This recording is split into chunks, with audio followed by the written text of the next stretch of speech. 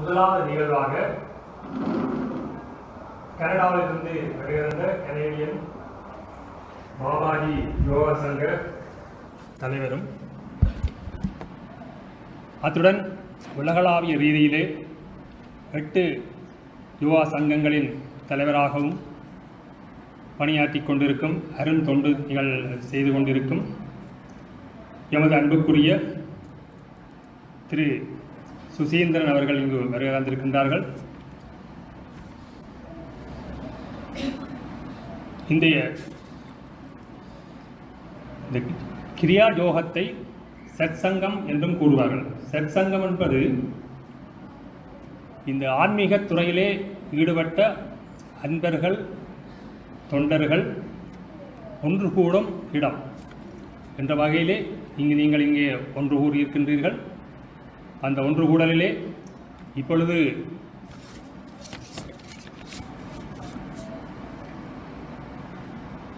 அதாவது கிரியா யோகமும் விழிப்புணர்வும் என்ற தலைப்பிலே சொற்பொழிவாற்ற இருக்கின்றார். இது தொடர் சொற்பொழிவாக இருப்பதால் நீங்கள் அமைதியான முறையிலும் உங்கள் சிந்தையை அந்த சொற்பொழிவிலே மாத்திரம் லைத்து செலுத்தி அந்த நிகழ்வை சிறப்பிக்க வேண்டும். எனவே உங்கள் அனைவரை மீண்டும் வேண்டிக் கொண்டு இப்பொழுது நமது அன்புக்குரிய திரு சுசீந்திரன் அவர்கள் அந்த சொற்பொழிவினை ஆரம்பிப்பார். அவரை அன்போடு அழைக்கிறேன்.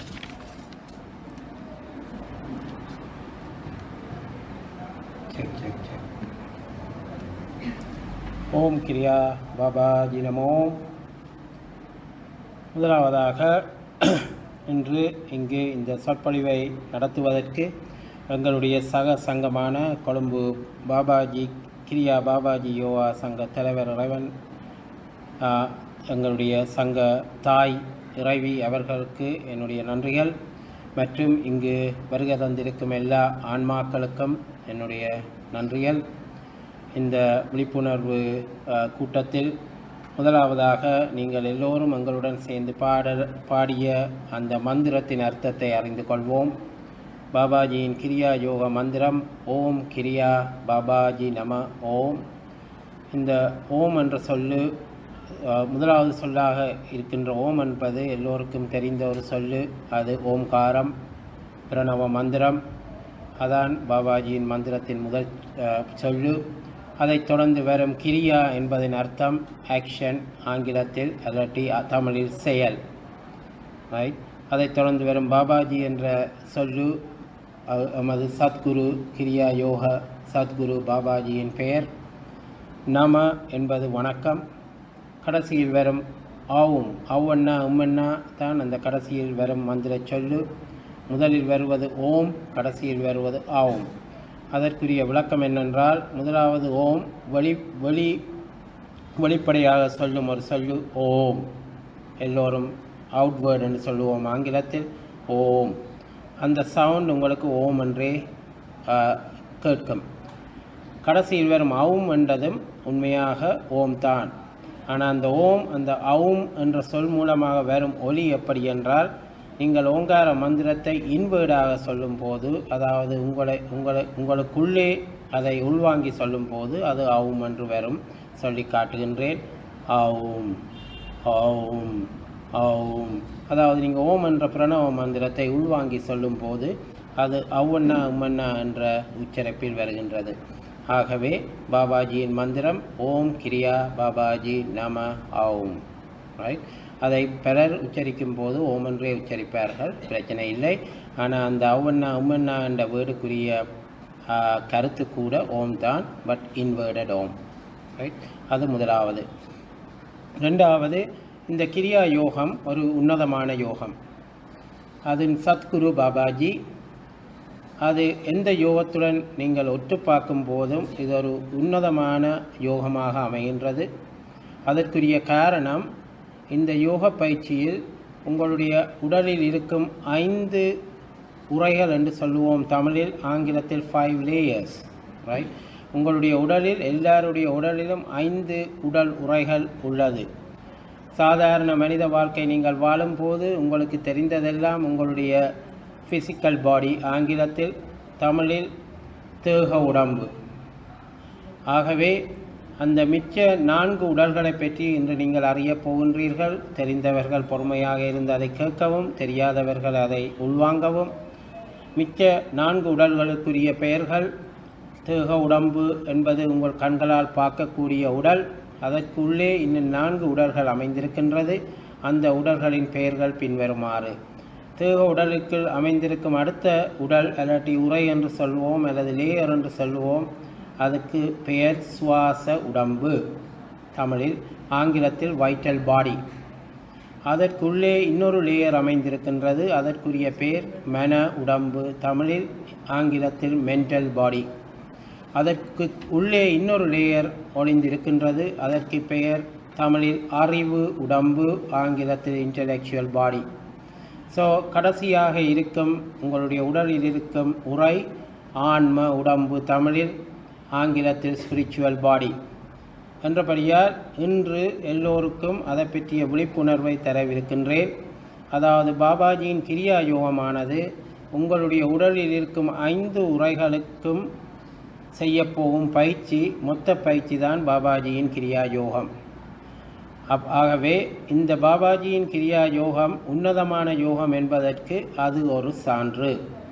நீங்கள் மற்ற எந்த யோகத்தை எடுத்தாலும் இந்த 5 உடல் உரைகளுக்கும் உரிய பயிற்சி சேர்ந்திருப்பது அரிது, ரைட்?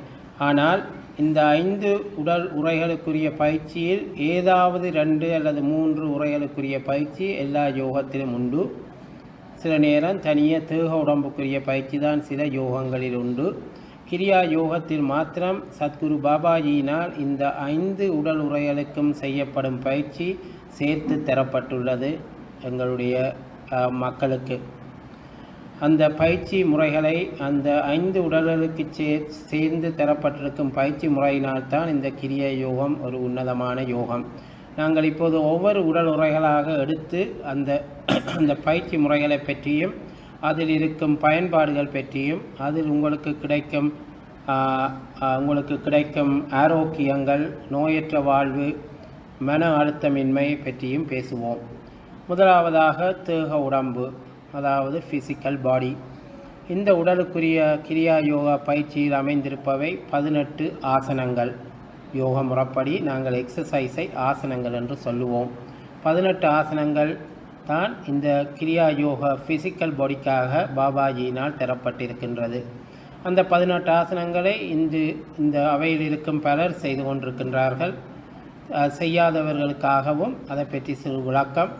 இந்த 18 ஆசனங்களை நீங்கள் செய்யும்போது, இந்த 18 ஆசனங்களில் முதல் 2 ஆசனங்கள் வணக்கத்துக்குரிய ஆசனங்கள். பெயர்களை மாத்திரம் பார்ப்போம். முதலாவது ஆசனம் கிரியா பாபாஜிக்கு செய்யும் வணக்க ஆசனம். 2வது ஆசனம் சூரிய நமஸ்காரம், அதை ஆங்கிலத்தில் சன் வர்ஷிப் என்று சொல்லுவோம். சூரிய நமஸ்காரம் எல்லா யோகத்திலும் உண்டு, அதே போல் கிரியா யோகத்திலும் உண்டு.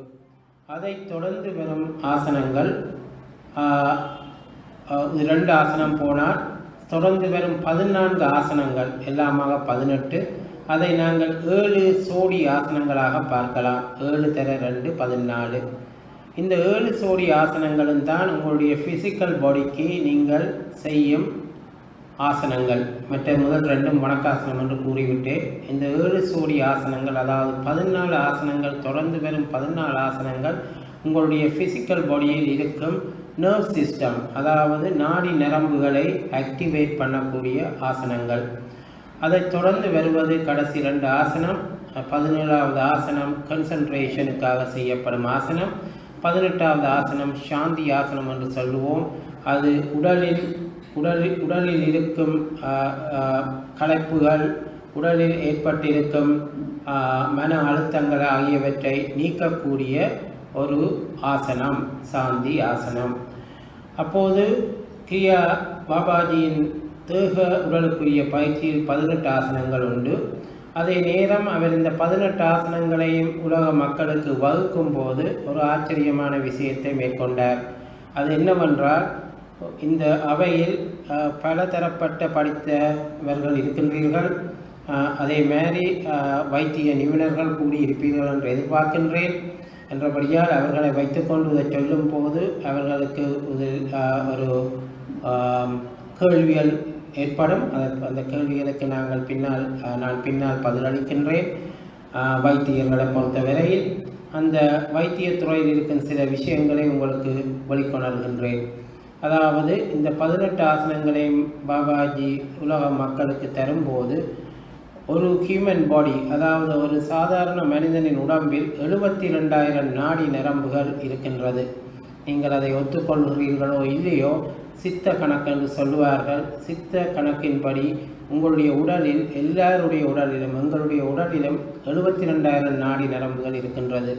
இந்த 72,000 நாடி நரம்புகளை நீங்கள் பார்க்க வேண்டுமென்றால் யாராவது வைத்தியருடைய இடத்துக்கு போகும்போது கூடுதலான வைத்திய இடங்களில் அந்த ஒரு ஹியூமன் பாடி போட்டு சிவப்பு நீல கலரில் இந்த நரம்பு தொகுதிகளை கீறியிருப்பார்கள். கீறிய முழு உடல் படம் இருக்கும். அதில் பல கோடுகள் தலையிலிருந்து கால் வரை போட்டிருப்பார்கள். ஹியூமன் பாடிஸ் நர்வ் சிஸ்டம் என்று நரம்பு தொகுதிகள், நாடி நரம்பு தொகுதிகள், அதான் அந்த சிவப்பும் நீலமும் அக்கார்டிங் டு வெஸ்டர்ன் மெடிசின். அதே கருத்தைத்தான் நான் இங்கே சொல்கின்றேன். அந்த 72,000 நாடி நரம்புகள் கூடுதலாக நடைபெறுவது இரத்த ஓட்டம். இந்த இரத்த ஓட்டம் அந்த உடலில் நடைபெறுவதால் தான் நாங்கள் இன்று ஒருவர் பார்க்கின்றோம், சீவிக்கின்றோம். இந்த இரத்த ஓட்ட இந்த 72,000 நரம்புகளால் எங்களுடைய சுவாசத்துடன் ஓடக்கூடிய இரத்த ஓட்டம், சுவாசத்தால் ஓடக்கூடிய இரத்த ஓட்டம் எங்காவது தடைப்பட்டால் நர்வ் சிஸ்டத்தில் அது உங்களுடைய உடலுக்கு ஒரு நோயாக மாறும். அதில் எல்லோருக்கும் தெரிந்த நோய் ஒன்று இஸ் ஹார்ட் அட்டாக். ஹார்ட்டுக்கு பக்கத்தில் இருக்கும், அது நீங்கள் ஆர்டரி என்று கூறலாம், இல்லாட்டி நர்வ் சிஸ்டம் என்று கூறலாம். அதில் இரத்த அடைப்பு ஏற்பட்டால் அந்த குழாய்களில் அந்த நபருக்கு ஹார்ட் அட்டாக் வந்துட்டது என்று சொல்லுவோம். அதே போலத்தான் உங்களுடைய உடலில் இருக்கும் தலையில் இருந்து கால் வரை இருக்கும் எந்த நரம்பு தொகுதியில் இரத்த அடைப்பு ஏற்பட்டாலும் அது உங்களுடைய உடலுக்கு ஒரு நோயாக மாறும். பாபாஜியின் இந்த 18 ஆசனங்களை நீங்கள் செய்யும் போது, பாபாஜியின் தேக உடலுக்குரிய ஆசனங்களில் நீங்கள் அந்த ஆசன அசைவுகளை செய்யும் போது சுவாசம் என்பது, அதாவது பிராணயாமம் ஆன்மீக பேர், சுவாசம் என்பது முக்கிய இடத்தை பெறுகின்றது. அதாவது நீங்கள் உங்களுடைய உடல் அசைவினால் அந்த ஆசனங்களை செய்யும் போது உங்களுக்கு அந்த ஆசனத்தில் ஒரு பக்கம் நீங்கள் மூவ் பண்ணுறேன்னு சொல்கிறது, ஒரு பக்கம் செய்யும் போது சுவாசத்தை எடுக்கணும். அந்த ஆசனத்தில் அந்த இன்ஸ்ட்ரக்ஷனில் உங்களுக்கு அது சொல்லப்படும். மற்ற பக்கம் அசையும் போது சுவாசத்தை விடணும். அதாவது உங்களுடைய சுவாசம் உங்களுடைய ஆசன அசைவுடன் சேர்ந்து செயற்பட வேண்டும். அது எந்த பக்கம் நீங்கள் அசையும் போது சுவாசத்தை எடுக்க வேணும், எந்த பக்கம் அசையும் போது சுவாசத்தை விட வேணும் என்பது அந்த ஆசனத்தில் வலியுறுத்தி சொல்லப்பட்டிருக்கின்றது. அதாவது அந்த 18 ஆசனங்களில் எல்லா ஆசனங்களிலும் சுவாசம் முக்கிய இடத்தை பெறுகின்றது. மற்ற யோகத்தில் இருக்கிற ஆசனங்களை நீங்கள் செய்வீர்களாக இருந்தால் அந்த ஆசனத்தை நீங்கள், அது பதஞ்சலி யோகமாக இருக்கலாம், ராஜ யோகமாக இருக்கலாம், ஏதாவது எந்த யோகமாயும் இருக்கலாம், அதில் கிடைக்கும் பயன்பாடு, அந்த ஆசனத்தை நீங்கள் சரியாக அந்த சொன்ன முறைப்படி செய்தால் உங்களுடைய உடலுக்கு 100% பயன் உண்டு. ஆனால் கிரியா யோகத்தில் அந்த 18 ஆசனங்களை நீங்கள் சரியாக செய்தால் கூடி அந்த சுவாசம் உங்களுடைய ஆசன அசைவுடன் பொருந்துவதை நீங்கள் கவனிக்க தவறினால் அதில் கிடைக்கும் பயன்கள் 100% முழு பயன் கிடையாது உங்களுக்கு. அதாவது கிரியா யோகத்தில் நீங்கள் 18 ஆசனங்களை ஃபிசிக்கலாகவே செய்யலாம், எக்ஸசைஸ் மாதிரி. ஆனால் அந்த சுவாசம் சொன்ன முறைப்படி உங்களுடைய ஆசன அசைவுகளுடன் பொருந்த வேண்டும். ரைட்? அந்த சுவாசம் உங்களுடைய ஆசன அசைவுகளுடன் பொருந்த வேண்டுமென்றால் நீங்கள் அந்த சுவாசத்தை ஆசனம் செய்யும் போது மனதினால் கவனிக்க வேண்டும். அதற்கு ஒரு உதாரணம் சொல்லுகின்றேன். இதில் இருக்கும் இந்த ஆசனத்தை செய்யும் ஒரு நபர் இந்த ஆசனத்தை இன்று செய்கின்றார் என்று வைப்போம். செய்யும் போது அவர் அந்த சுவாசத்தை அந்த ஆசன முறைப்படி சொன்னபடி சரியாக மூச்செடுத்து மூச்சு விட்டு செய்கின்றார். அவர் செய்து கொண்டிருக்கும் இடையில் அவருடைய மனம் வேறு ஒரு இடத்துக்கு தாவுகின்றது என்று வைப்போம்.